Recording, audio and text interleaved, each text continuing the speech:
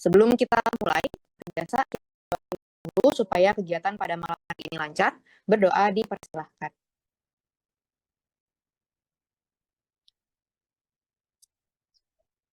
Oke, berdoa cukup. Ya, untuk materi teknologi farmasi, ini teman-teman pasti akan, sebentar. Bentar ya. Materi teknologi farmasi ini teman-teman pasti akan banyak ketemu soalnya, karena nanti teman-teman akan mengerjakan soal-soal terkait, sebentar ya.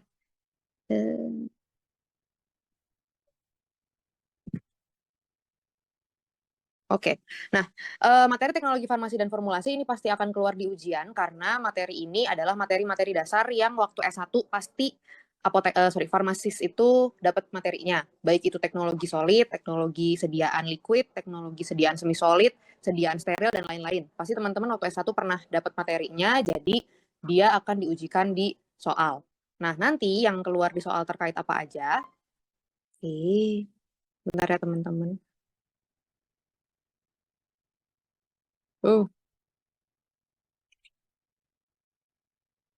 Yang akan keluar di soal terkait apa aja? Yang pertama,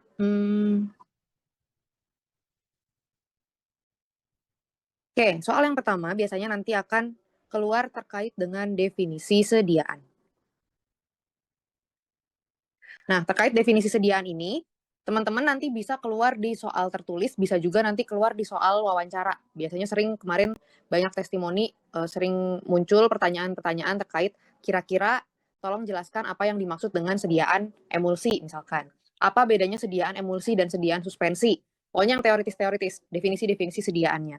Nah, definisi ini teman-teman bisa lihat di Farmakope Indonesia yang edisi ke-6. Di bagian monografi di awal-awal, di situ sudah ada definisi-definisi dari sediaan-sediaan yang tradisional, konvensional. Sediaan-sediaan biasa, kayak misalnya tablet, sirup, kapsul, suspensi, emulsi, gel, krim, salep, dan lain-lain itu ada. Mungkin yang tidak ada di Farmakope itu sediaan-sediaan yang sudah advance. Contohnya kayak misalnya sediaan yang menggunakan sistem nanoteknologi, nanosuspensi, nanoemulsi, kemudian mungkin sistem vesikel kayak misalnya liposom, etosom, niosom, dan lain-lain. Mungkin itu nggak ada di Farmakope. Tapi kalau untuk sediaan-sediaan standar, definisinya teman-teman bisa cek atau nyontek dari Farmakope. Kemudian setelah terkait dengan definisi sediaan, biasanya nanti akan ada soal berupa formula atau daftar eksipien. Nah, kalau dapat soal formula, pertanyaannya bisa jadi disuruh menghitung kebutuhan formulanya atau menjelaskan fungsi dari eksipien yang ada di formula tersebut. Atau bisa juga ditanyain ini formula untuk sediaan apa. Kayak gitu juga mungkin. Nah, untuk fungsi eksipien, teman-teman bisa lihat di Handbook of Pharmaceutical Excipient. Handbook of Pharmaceutical Excipient ini isinya menjelaskan terkait tiap-tiap eksipien, nama sinonimnya apa, kemudian fungsinya untuk apa, dan biasanya satu eksipien itu digunakan di beberapa jenis sediaan yang berbeda. Contohnya adalah PVP. PVP, kalau ada di formula sediaan tablet, kira-kira fungsinya sebagai apa? Oke, dia sebagai pengikat. Tapi PVP juga bisa ditemukan di sediaan suspensi. Fungsinya sebagai viskositas atau ketemuan. Oke, dia bisa digunakan sebagai suspending agent. Oke, kemudian bisa juga ditemukan dia di sediaan gel sebagai gelling agent. Jadi eksipien fungsinya bisa macam-macam bantuan dari dia apa yang dibuat dengan eksipien tersebut. Kemudian konsentrasinya berapa banyak itu juga bisa mempengaruhi. Dan tipenya, jadi satu jenis PVP itu dia molekularnya atau molekul bisa macam-macam. Senyawa yang sama molekulnya bisa beda-beda. Nah, itu bisa dilihat di Handbook of Pharmaceutical Excipient. Kemudian yang ketiga adalah cara pembuatan. Teori tentang cara pembuatan, gimana caranya membuat sediaan tablet, metodenya ada apa aja, gimana caranya bikin sediaan emulsi, metodenya ada apa aja. Nah, itu bisa jadi nanti ditanyakan, entah itu di soal-soal teoritis di CBT atau di soal wawancara. Jadi ketika di wawancara, coba kamu jelasin kapan kita pakai metode pembuatan A dan metode pembuatan B. Kalau kondisinya seperti apa, bedanya apa, kelebihan kekurangannya apa. Itu teman-teman silahkan dipelajari pagi-pagi. Kemudian adalah evaluasi kesediaan. Evaluasi kesediaan ini sudah pasti keluar, entah itu di soal CBT maupun di soal OC. Kadang-kadang teman-teman nanti di ujian praktek bisa jadi disuruh melakukan evaluasi kesediaan. Evaluasi kesediaan itu macam-macam tergantung kesediaannya apa. Mulai dari uji-uji yang sederhana sampai uji-uji yang mungkin uji-uji yang mungkin agak ribet. Misalnya uji keseragaman, kemudian uji disolusi, uji disintegrasi, lalu nanti ada uji sterilitas, uji anti-steril. Kalau yang sederhana mungkin uji kebocoran salep, uji kebocoran tablet, dan lain-lain. Itu adalah evaluasi sediaan.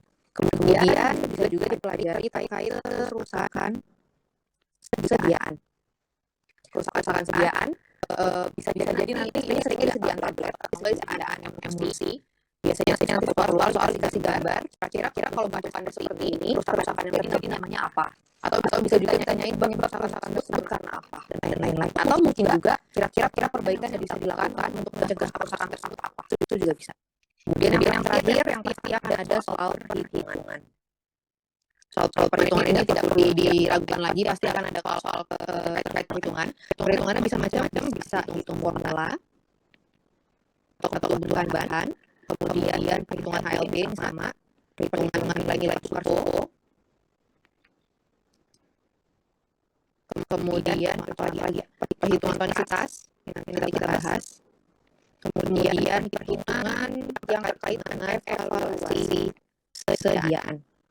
Ada beberapa evaluasi sediaan yang harus dilakukan proses perhitungan. Itu juga bisa nanti keluar di ujian. Jadi nanti silahkan teman-teman bisa dipelajari lagi kira-kira latihan soal. Sebenarnya kalau pelajaran matematika ini lebih enak kalau berbanyak latihan soal. Misalnya soal terkait XPN. Nanti sering ketemu sama XPN-nya semakin hafal. Kalau yang XPN ini biasanya soal ditanya ini terkait apa.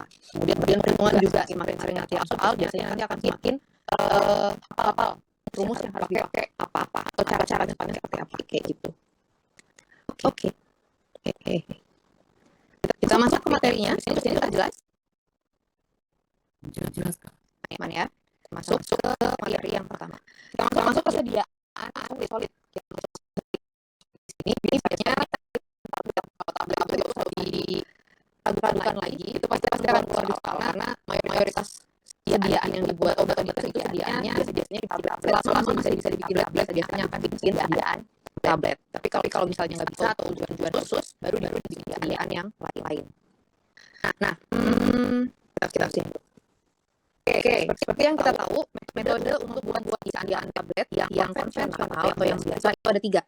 Ada metode kempa langsung, ada metode granulasi basah, dan ada metode granulasi kering. Nah, ini udah ada di layar. Silahkan kira-kira ada yang bisa berpendapat kapan dipakai metode kempa langsung, kapan pakai granulasi basah, kapan pakai granulasi kering? Kalau granulasi kering untuk bahan-bahan yang tahan pemanasan, Kak. Tahan panas? Termolabil maksudnya kalau kering. Termolabil itu tahan panas atau tidak tahan panas? Tidak tahan panas kalau termolabil, sorry. Oke, kemudian? Kalau Itu aja? yang apa lagi ya? Oke, kalau bahannya tidak tahan panas, tapi sifat alirnya bagus, diapain? Kempa langsung. Oke, kempa langsung. Kalau bahannya tidak tahan panas, kalau bahannya tahan panas, sifat alirnya bagus? Granulasi Kempa basah. langsung. Granulasi basah atau kempa langsung?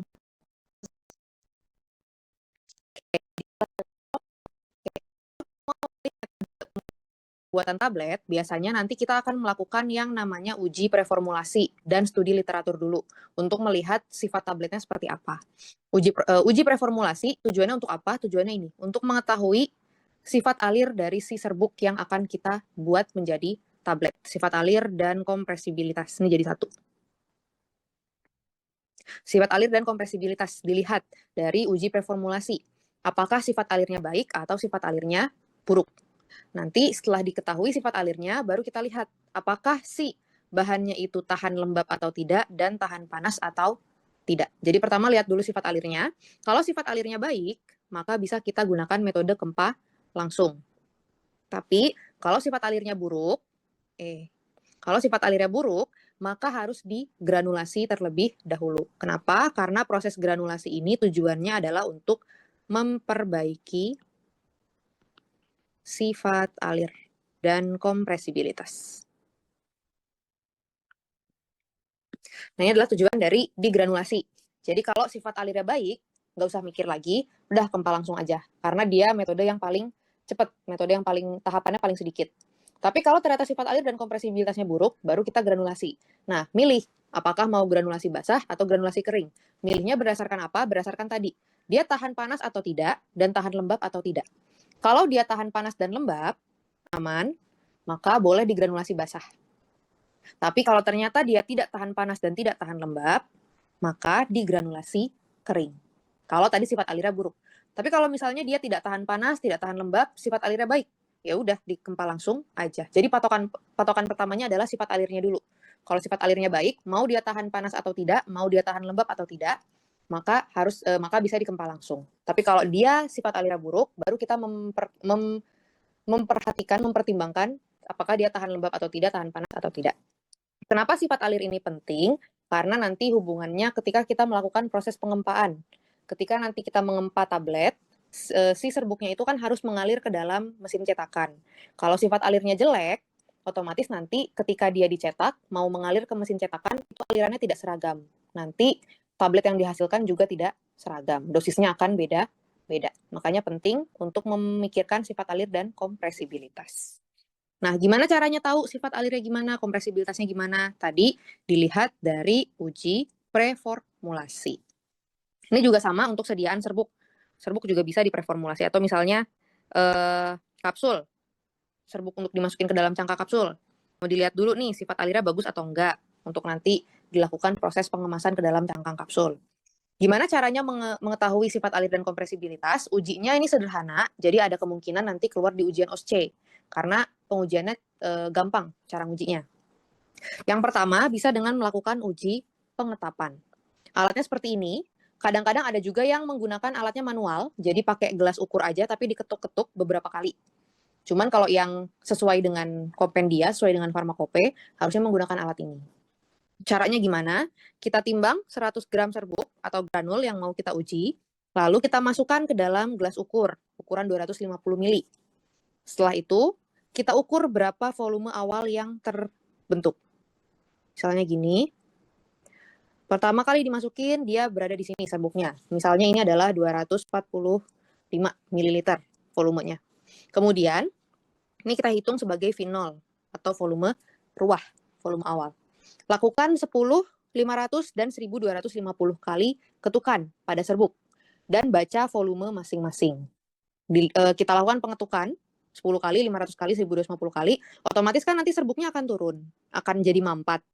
Nah, mungkin nanti turunnya jadinya di sini. Oh, turun nih jadi 230 mili misalkan. Nah, itu nanti dihitung. Bila selisih antara volume 500 kali pengetukan dengan volume 1250 kali pengetukan lebih dari 2 mili, maka kita harus mengulangi pengetukan yang 1250 sampai perbedaan volumenya itu kurang dari 2 mili. Misal, ketika kita melakukan pengetukan 500 mili, volumenya itu jadi 200 berapa ya? 240 misalkan. Kemudian ketika kita lanjutkan dengan 1250 kali pengetukan, ternyata dia turunnya jadi 230 berapa? 236. Selisihnya berapa? 4. Selisihnya 4 mili. Maka apa yang harus dilakukan? Lagi pengetukan 1000. Tambah lagi 1250 kali yang kedua. Tambah lagi, nah ternyata setelah ini ternyata volumenya jadi 234. Selisihnya berapa? 6. 2 mili. Atau yang lebih aman di bawahnya lah, misalnya 235. 1 mili. 1 mili sudah di bawah 2 mili selisihnya, maka kita sudah boleh menetapkan ini sebagai VF atau volume mampat. Sudah dimampatkan. Nanti dihitung rumus perbandingan Hausner V0 per VF. Volume ruah per volume mampat. Kemudian ada juga indeks kompresibilitas. Cara pengujiannya sama. Rumusnya V0 min VF per V0 kali 100. Dikatakan sifat alirnya bagus kalau CAR index itu adalah indeks kompresibilitas. Kalau indeks kompresibilitasnya itu di bawah 15. 15 ke bawah itu tandanya dia sifat alirnya bagus. Atau Hausner rasionya di bawah 1,18. nanti maka dia dikatakan sifat alirnya bagus dan bisa digempa langsung. Ini adalah pengujian yang pertama, uji pengetapan. Data yang didapatkan bisa mendapatkan data perbandingan benar dan indeks kompresibilitas. Pengujian yang kedua bisa dengan menggunakan uji studi diam dan uji lagi alir. Alatnya menggunakan corong. Kita siapkan jumlah serbuk. Ini corongnya itu dulu bagian bawah. Serbuknya masuk dalam corong. Kemudian setelah semua serbuk masuk dalam corong, penutupnya kita buka. Lalu kita biarkan si serbuknya jatuh membentuk gunungan. Kita hitung berapa lama waktu yang dibutuhkan untuk seluruh serbuknya jatuh. Ini disebut dengan alir.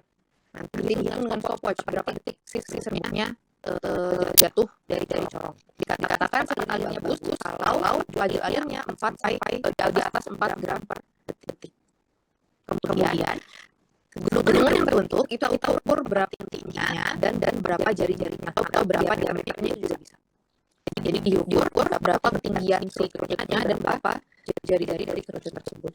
Nanti dihitung dengan piam-piamnya. Rumusnya adalah kanta sama dengan 2 kali tinggi per jari atau tinggi per jari-jari. Yang ditanyakan biasanya adalah nilai unitnya atau petanya. Rumusnya theta sama dengan kanta pangkat 1 dari 2 kali tinggi per diameter atau tan pangkat 1 dari tinggi per jari-jari. Ini rumus untuk mengetahui berapa sudut yang terbentuk. Dikatakan sifat alirnya bagus kalau sudutnya itu di atas 25 derajat. Sampai sini cukup jelas untuk uji performulasinya, untuk menentukan sifat alirnya seperti apa. Kalau sifat alirnya bagus, boleh digempa langsung. Kalau sifat alirnya buruk atau indeks kompresibilitasnya buruk, maka kita pilih granulasi. Aman? Aman ya? Oke. Nah, ini prinsip pencetakan tabletnya. Ini mekanisme paling sederhana menggunakan mesin single punch. Tapi biasanya nanti multiple punch kalau yang di industri. Ini contohnya aja. Ketika kita melakukan pengampahan tablet, komponen yang ada di alat itu ada apa aja? Ada punch atas, kemudian ada punch bawah, lalu ada die. Die itu adalah cetakannya, ruang cetakannya. Sama ada ini namanya hopper, shoe hopper. Hopper di sini adalah tempat kita menaruh serbuk atau granul yang kita gempa. Caranya gimana? Jadi serbuknya di sini, si hoppernya ini jalannya maju mundur. Ketika dia maju berhenti di tengah, nanti serbuknya ini akan bentar.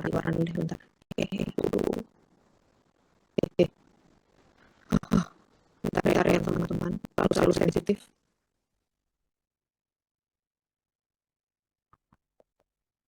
Sudahlah. Oke.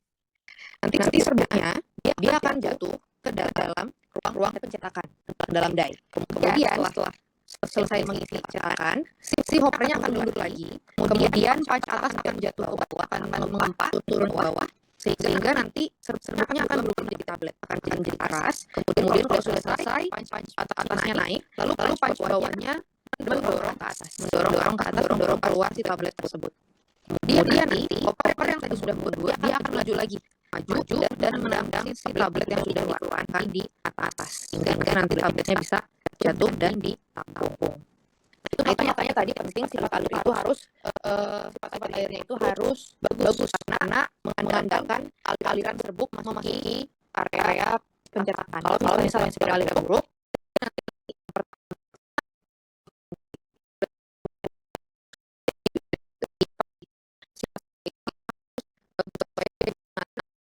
dari sampai sini cukup jelas. Nah ini biasanya proses pengampahan tablet itu dia mempengaruhi kekerasan tablet yang dihasilkan. Untuk meningkatkan kekerasan tablet, kalau tablet yang terlalu rapuh, mau kita tingkat kekerasannya, maka bisa dilakukan turunkan atasnya. Jarak antara panas dengan panas bawahnya ini seperti sempit supaya tekanan yang diberikan lebih besar. Turunkan punch atas atau naikkan punch bawah supaya nanti jarak ngepokannya lebih pendek. Oke. Sebelum masuk ke experience ada yang mau tanyakan dulu? Aman ya.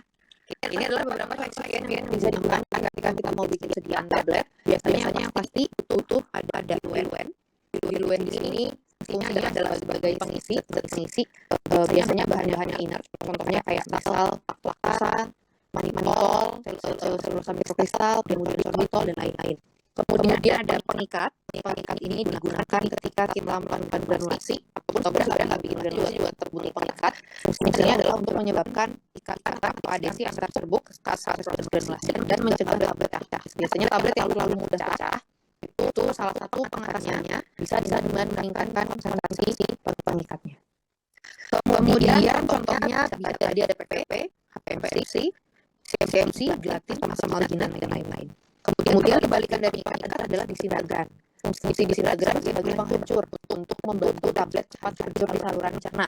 Kalau tablet cepat hancur di saluran cerna, dia yang tadinya utuh bisa hancur menjadi partikel yang lebih kecil, kemudian nanti dia akan terlarut sehingga bisa diabsorpsi. Tapi tidak selalu semua tablet itu diharapkan hancur. Ada yang bisa memberikan contoh kira-kira jenis tablet apa yang diharapkan tidak hancur sesaat ketika dia masuk ke saluran cerna. Atau tablet apa yang tidak boleh dihancurkan? Tablet Bisa? Tablet justru terus dia harus cepat larut. Tablet enterik. Oke, tablet enterik. Kenapa tablet enterik bisa hancur? Karena absorbensinya di usus. Oke, kalau absorbensinya di usus diharapkan ketika dia diminum di lambung dia larut. Oke, dia bertahan di lambung. Jadi jangan sampai dia di lambung hancur. Bisa mungkin di lambung dia masih utuh, terus salurnya utuh, obatnya tidak ada yang dilepaskan. Baru nanti ketika masuk ke usus, boleh dia cepat hancur. Selain tablet enterik, tablet apa lagi? Yang tidak boleh kalau teman-teman dapat soal kasus, dapat resep, ini kalau tablet ini harusnya dia nggak boleh dibikin kertas. Tablet sustain release. Kenapa tablet sustain release nggak boleh digerus? Tujuannya apa sustain release? Karena dia pelepasannya kayak dikontrol gitu. Oke, pelepasannya dikontrol, pelepasannya pelan-pelan. Kalau misalnya dia pengennya tabletnya itu diminum dalam durasi yang lebih panjang, obatnya itu dilepaskan pelan-pelan sedikit demi sedikit dari sistem tabletnya. Jadi jangan sampai tabletnya baru masuk langsung hancur. Kalau langsung hancur ya otomatis nanti obat-obatnya akan langsung terlarut dan diserap. Berarti ya pelepasannya akan langsung semua, tidak pelan-pelan kayak gitu. Jadi kalau nanti dapat kasus ada resep, disuruh dianalisis kira-kira nih yang salah dari resepnya apa, terus dilihat, oh ini di resep ada tablet salut enterik atau misalnya sustain release, tapi dia disuruh digerus. Nah itu salah satu anomali, harusnya itu nggak boleh. Karena kalau misalnya kita menggerus tablet sustain release, ya dia nggak akan memberikan efek sustain release. Ketika dia dirubah menjadi serbuk, ya udah nanti begitu ditelen, langsung obatnya akan diserap semua, nggak dilepaskan perlahan-lahan. Begitupun salut enterik, kalau salut enteriknya digerus, ya udah begitu ditelen, obatnya diminum, ya di lambung dia sudah bisa diserap, tidak nunggu di usus dulu. Makanya nggak boleh digerus. Oke, kemudian ada lubrikan, glidan, dan antiadheran. Ini tambahan biasanya ditambahkan di luar granul. Fungsinya kalau lubrikan mengurangi gesekan tablet selama dikompresi, gesekan tepi tablet, permukaan tablet selama dikempa dengan mesinnya. Kemudian kalau glidan ini dia pelincir, mempermudah serbuk. Ini sebenarnya salah satu cara juga untuk meningkatkan laju alir serbuk. Selain di granul biasanya nanti ditambahkan juga dengan glidan gitu untuk meningkatkan laju alirnya dengan cara mengurangi gesekan antar serbuk. Dan antiadheran ini mencegah bahan-bahan tablet melekat pada mesin cetak tablet. Kemudian ada penyalut ini tambahan, bisa diberikan bisa tidak. Penyalut ini bisa dengan salut gula. Kalau salut gula ini hanya menutupi rasa dan memberi rasa manis aja, tidak ada perubahan mekanisme pelepasan. Yang memodifikasi mekanisme pelepasan itu tadi adalah salut enterik. Jadi kalau salut enterik, kita punya tabletnya itu dilapis dengan bahan-bahan yang sifatnya sensitif pH. Contohnya apa? Contohnya ini, selulosa asetat ftalat atau CAP, atau HPMCP, hidroksipropil metil selulosa ftalat. Kalau HPMC aja, itu dia bisa sebagai pengikat, bisa sebagai pengisi juga kadang-kadang bisa. Tapi kalau ada P di belakang, PCP,